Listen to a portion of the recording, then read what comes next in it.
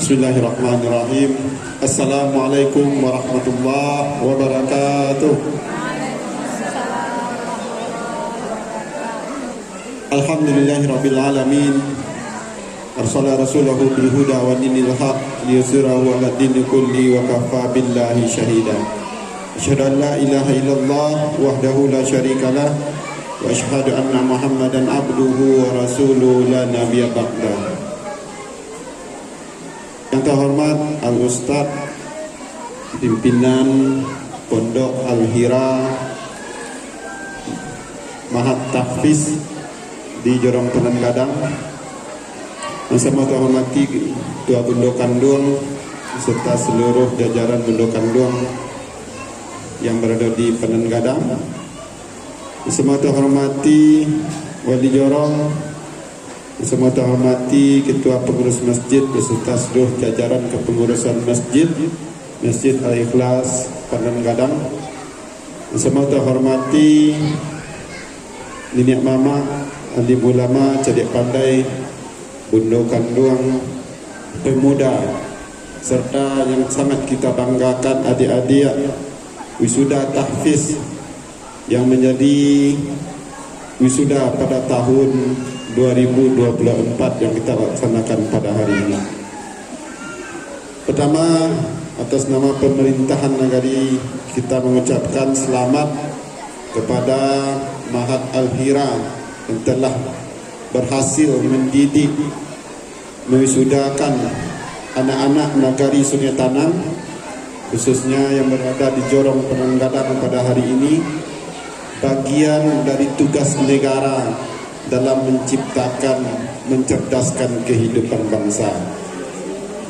Jadi sebagian dari tugas pemerintah negari itu tertumpang di lembaga-lembaga negari, yang mana kegiatan itu harus sejalan dan ada sinkronisasi, kolaborasi antar kegiatan yang kita laksanakan, sehingga beban yang berat itu terasa ringan, sehingga kegiatan bisa berjalan sesuai keinginan yang kita cita-citakan bersama. Kita yakin dan percaya seluruh masyarakat pada hari itu, kita pernah sampaikan, sejaik-jaiknya orang tua, sabangka-bangkanya orang tua, ketika ingin mempunyai anak, tetap ingin mendapatkan anak yang soleh. Sejaik-jaiknya laki-laki, ketika ingin menjalin hubungan rumah tangga, pastinya berharap mendapatkan istri yang saleh. Begitu sebaliknya perempuan. Sejaik-jaik perempuan, senakal-nakal perempuan, ketika ingin melakukan hubungan rumah tangga, pastinya ingin mendapatkan suami yang saleh. Tapi balik kepada niat itu, sebenarnya niat itulah yang sabana-bana dalam hati awak. Pada orang tua, hari ko balikkan niat itu, ingin mendapatkan anak yang soleh, yang kita cita-citakan ketika kita ingin berumah tangga dulu. Kita dulu di mahasiswa pernah meneliti atau melakukan wawancara ke tempat-tempat yang rasanya penjahit di situ.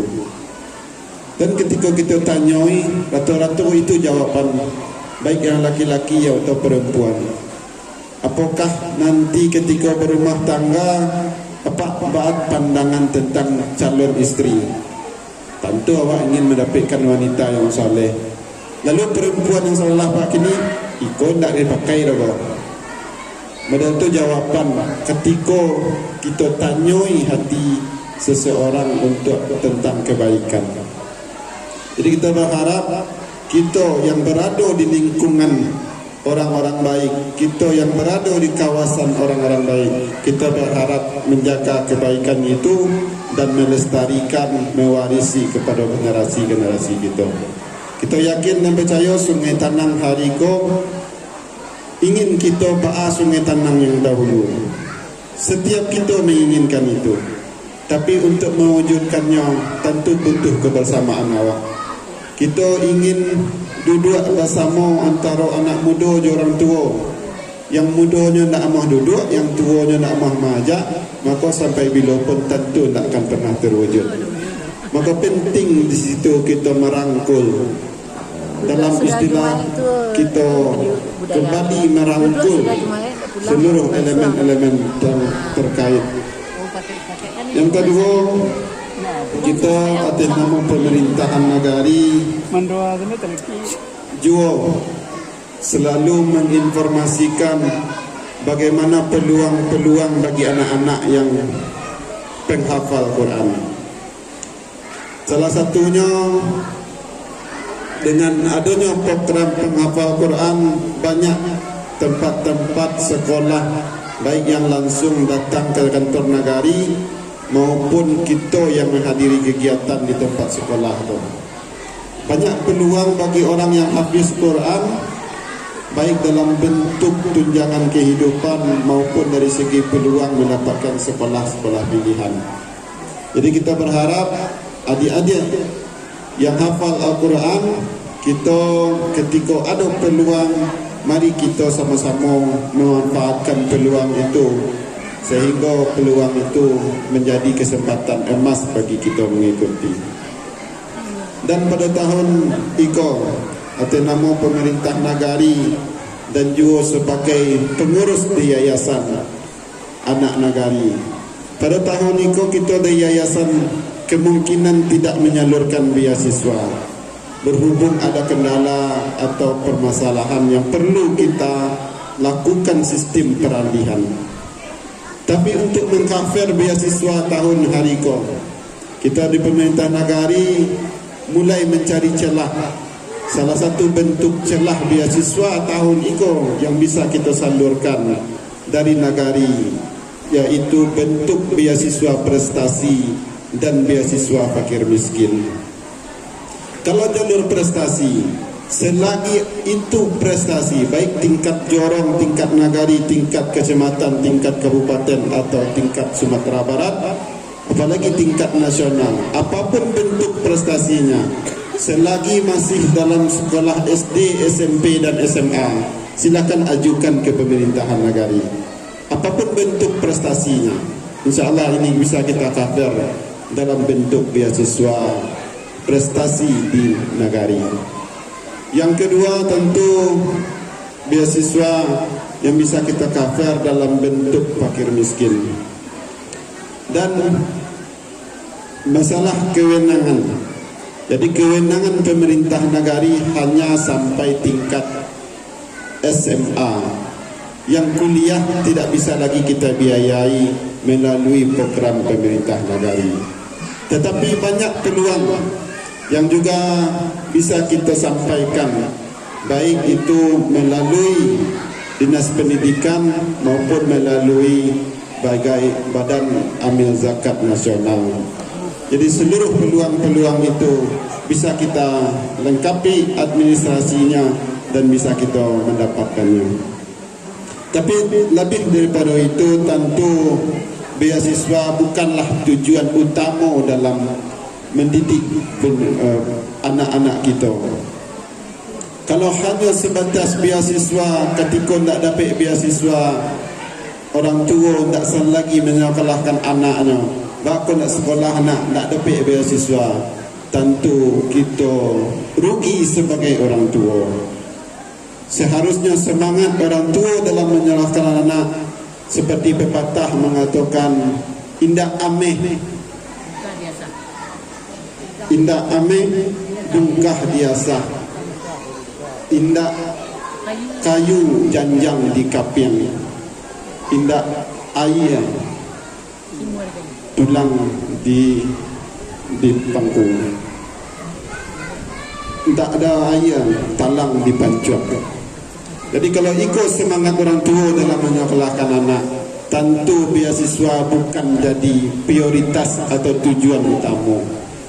Kita tentu berharap orang tua bisa mencarikan celah peluang-peluang keuangan untuk anak-anak kita sekolah.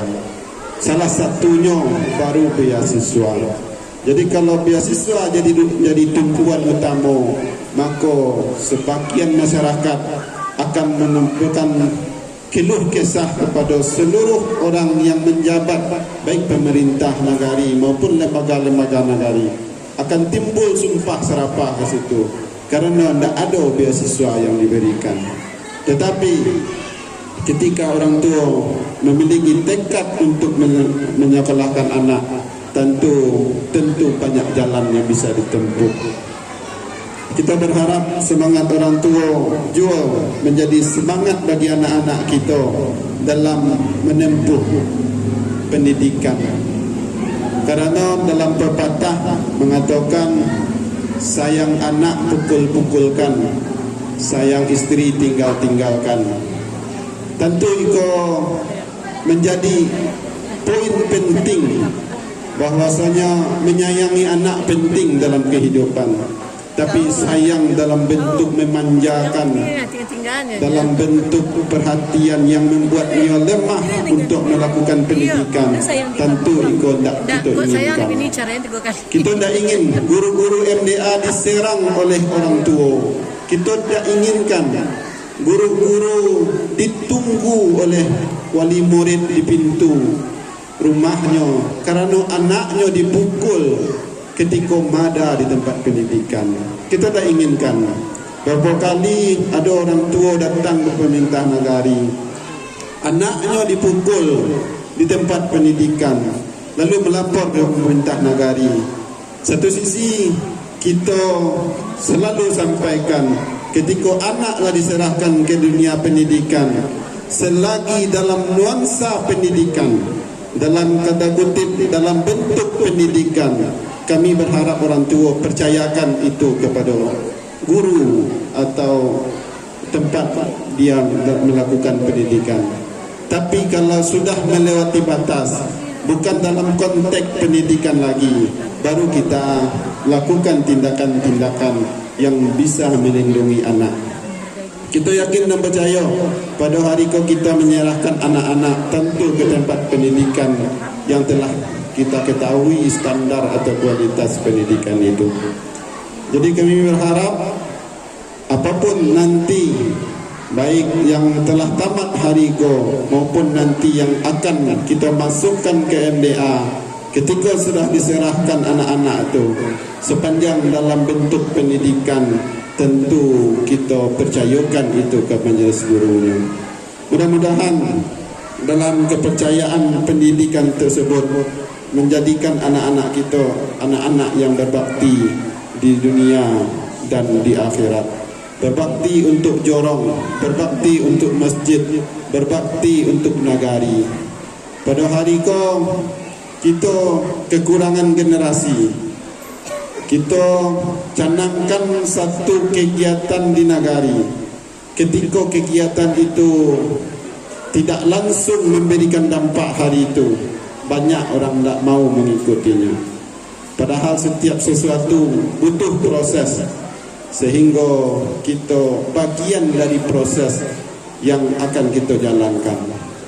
Jadi kami berharap, kalaupun pada hari masih dalam bentuk uji coba, dalam bentuk peralihan-peralihan, mari kita saling memahami dan saling memberikan pengertian. Dalam hal beasiswa, kalau dari pemerintah nagari, kalau tidak bisa memberikan sebanyak yang dahulu, karena dalam bentuk proses peralihan, mungkin peluangnya kita lebih banyak kan, sehingga anak-anak kita di nagari bisa kita bantu. Dan juga kita berharap sebaliknya, ketika anak-anak yang dapat bantuan maupun yang tidak, kita berharap kepada seluruh bunda orang tua untuk selalu menyarankan anak-anaknya aktif bergabung, baik dalam forum pemuda, baik dalam forum olahraga, baik dalam forum-forum lainnya. Tentu yang lebih penting mengimarahkan masjid yang jelas waktu dan pelaksanaannya. Minimal anak-anak itu hari tidak bisa memenuhi 5 waktu, minimal 3 waktu, subuh, isya, maghrib dan isya kita berjamaah di masjid. Kalaulah anak-anak hariko kita jamaah di masjid, tentu jamaah kita sama banyaknya seperti awal-awal bulan Ramadan, bisa 3 saf atau sampai 4 saf.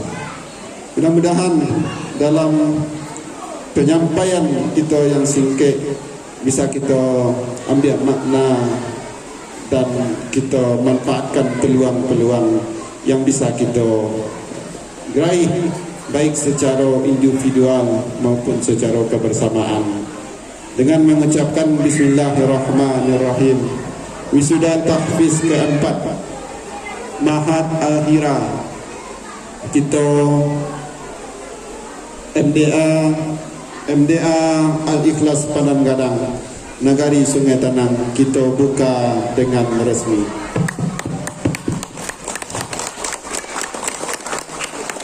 Barangkali itu dapat kita sampaikan. Banyak maaf dalam penyampaian, yang benar dari Allah, yang salah dari saya sendiri. Maka daripada itu mohon maaf atas kesalahan dalam penyampaian. Billahi taufiq wa hidayah. Assalamualaikum warahmatullahi wabarakatuh.